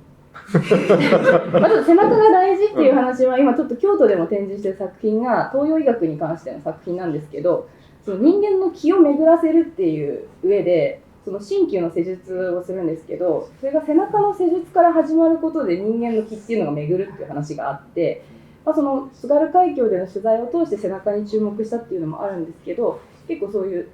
その医学的な部分とか人間の解剖的な部分でも背中っていうものが面白いって思ってたっていうのもあったり、あと美術作品ってよくやっぱ正面化しがちだと思うんですよね、鑑賞体験が。でもより背面を使うかっていうちょっと立体的な鑑賞体験にしたかったっていう、美術的な目的もあって背中っていうところを使ってるっていうところがあるっていうのを最後に付け加えて終わりにします。そのやっぱでも背中に、見てる人の背中に映る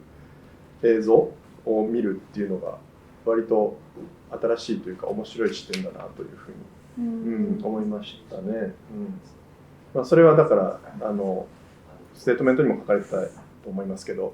その海に浮かんだ時の背中の感覚、そういったものがやっぱり一つの着想源になっているっていうことですか。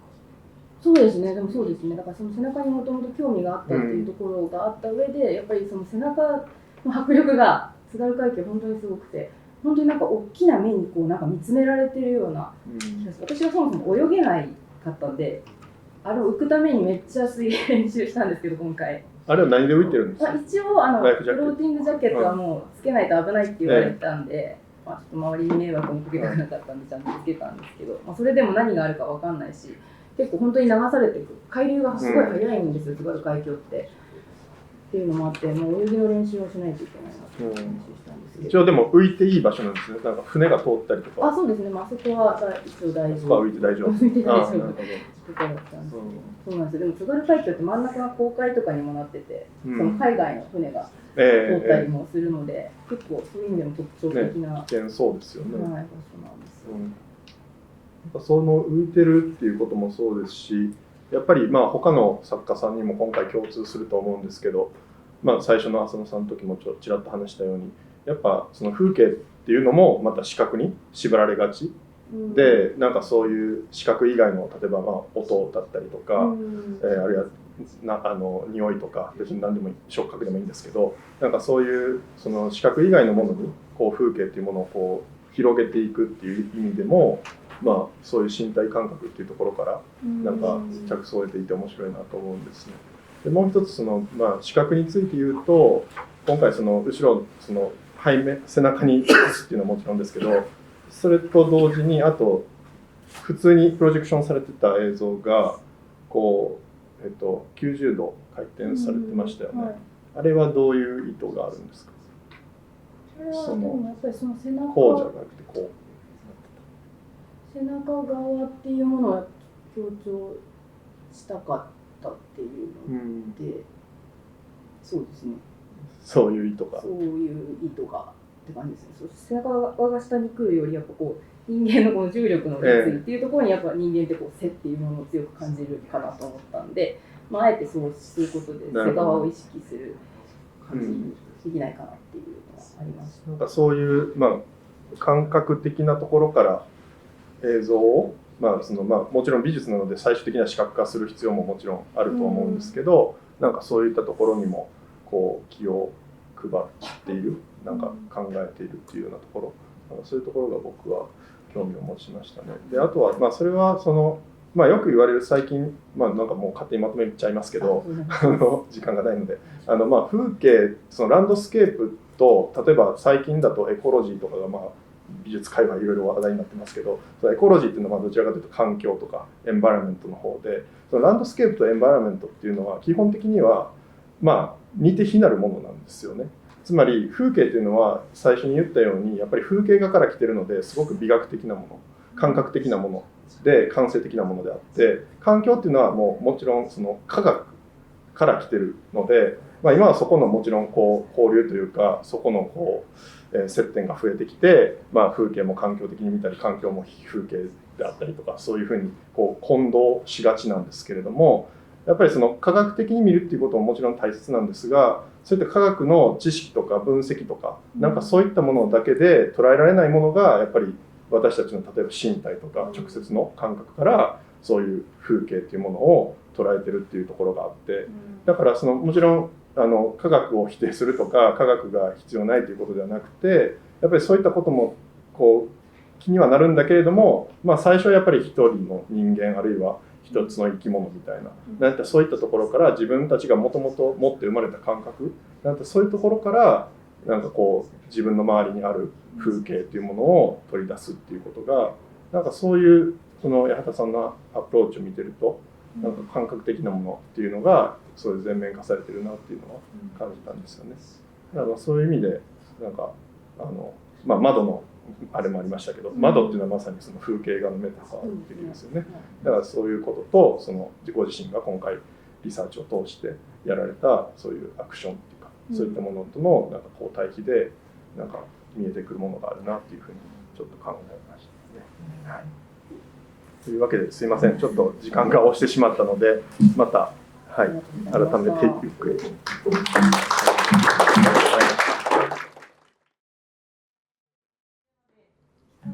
また2つ質問を続けれたらなと思うんですけれども、何かご質問のある方はいらっしゃいますか？展示の並び順がすごい建物に沿ってこう見ていくのが面白いなと思ったんですけど、なんかこの順番とかどういう意図であとマリー・チェンさんが一人だけ違う場所でしたり、そのあたり展示の意図があるんでしょうか？そうですね。まずマジックさんが結構早い時期から来られていて、で展示もコーニール3名は11月30日からスタートだったんですけど、マギーさんは11月14日からと期間先にオープンされたということもあって、ちょっと早くからオープンできるような、別にしてもオープンできるような形でやっていたのと、並び順というと、マギーさんと浅野さんは実際に一緒に野鳥観察をしたりだとか、モチーフとしても共通点があったりだとか、やってることは結構違うかもしれないですけれども、そういうふうにちょっと区切られてはいるけど、つながるような形にと思ってこの並びにしてます。あ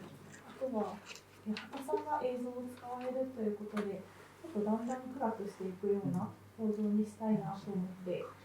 これが電子音をつけるような形で今の構成になっているんですけれども、ベアトリスさんは結構展示の直前に来られて、でもすごいなんでしょう、場所とか環境に合わせて対応できる方だと思っていたので、ちょうど八幡さんと浅野さんの間にやっていただきたいなと思い、今の構成になっております。はい、もう一つぐらいお受けできそうですが、いかがですか？大丈夫ですか？お願いします。いいよ、前からしていいんで。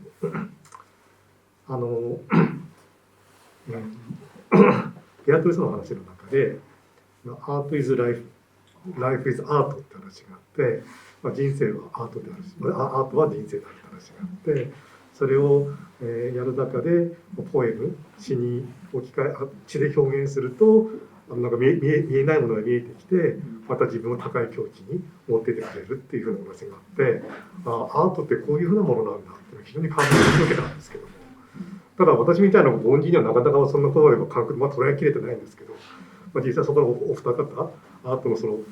プロとして、実際そういうふうな感覚ってやっぱりアートの道を歩んでると得られるものなのかどうかっていうのを聞きたいなと思って、表現手段は違うんでしょうけれども。ありがとうございます。なんかちょっとこううまく解釈でき、今の質問を解釈できてるかわからないんですけど、なんかその、ね、結構根幹的な今質問をされた感じが、ちょっとそうですね、すぐには、もうなんか結構もう今ライフワークになっていて、その今やってることとかで、それが制作してリサーチしたり制作したりいろんな出会いがあったりして、でそれが作品になって、またなんかそれが自分の生活に入ってきてっていう日々を過ごしているので、すごくしっくりくる言葉ではあるし、なんか引き続き探しているような感じがします。そこでも循環とかあるんだ。気づきと自分の循環とか発生。そういうことももちろんあると思いますね。なるほどね。はい、わかりました。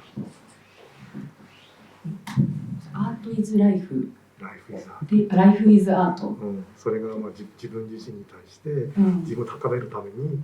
アートっていうのがそういった行動が感覚であるのかどうかっていうのが。というかそうですね、自分にとってはその芸術っていうものがもうこの世界を捉える上で一番なんか大きなものとして私の中ではあって、なんか芸術というものの中にも全てが含まれているみたいな感覚だったりもするので、生きることと芸術っていう、人間が生きていることと芸術っていうものがそもそも切り離せないものだと思っているところもありまして。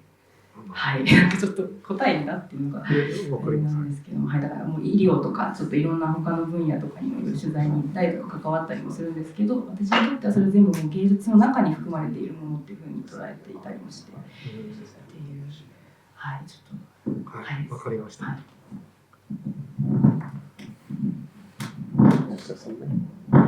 Yeah, it's really not my concept to speak about artist life. Life is art. It's also performance art in some country. It's called live art. Alistair McLennan developed that. And you can find a wonderful video on YouTube by the artist Roy Vara. It's also under the snow. Yeah, he's a Finnish artist, performance artist, and he put the two signs, art on the left, life on the right, well, anyway, and it is a kind of hesitation where to go. But what I wanted to say, it's also that in this country, for me, you are really an amazing art of life. I mean, like, everything looks so beautiful. Yeah, so for me, it's really, yeah, special from this culture. And yeah, when I moved from theater to performance art, maybe it was also because of that I was not able to make difference between art and life.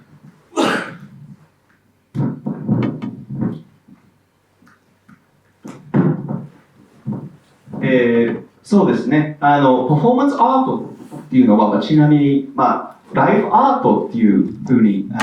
呼んでる人もいます。アレスター・マタナンっていう方が、そういうふうに、パフォーマンスアートがライフアートだっていうふうに言ってるんですけれども、それに関してはちょっと興味深いYouTube の動画があるんですけれども、そのフィンランドのアーティストが作った動画ですね。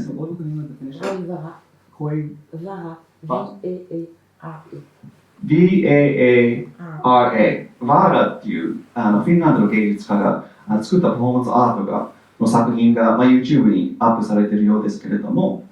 その作品では2つの看板があって、1つはアートとか書いてある。そしてもう1つにライフが、人生とか生活、そういうふうにライフという言葉が書いてありますけど、どっちの方向に行くかっていう、ちょっと見てる人たちそういうためらいっていうか、そういうふうに感じるような作品ですけど、日本っていう国に関しては本当にそういう生きる芸術っていうか、その、生活の芸術は本当に素晴らしいものですね。本当にその日常生活を通してそのアートが作られてるんじゃないかなと思っています。私からすると全てが本当に綺麗で美しく見えますし、そしてその文化もでも特別なところがたくさんあるように思います。そしてとにかく私にとっては、お芝居とかにおいても、パフォーマンスアートにおいても、やはりそのアートと、生活、人生、その区別はあまりないんじゃないかなと、私はやはりどんな分野においてもそういうふうに感じています。皆さん、はい、本当に投稿していただき大変ありがとうございます。近藤さんもありがとうございました。ありがとうございました。皆さん、もう一度じゃないですね。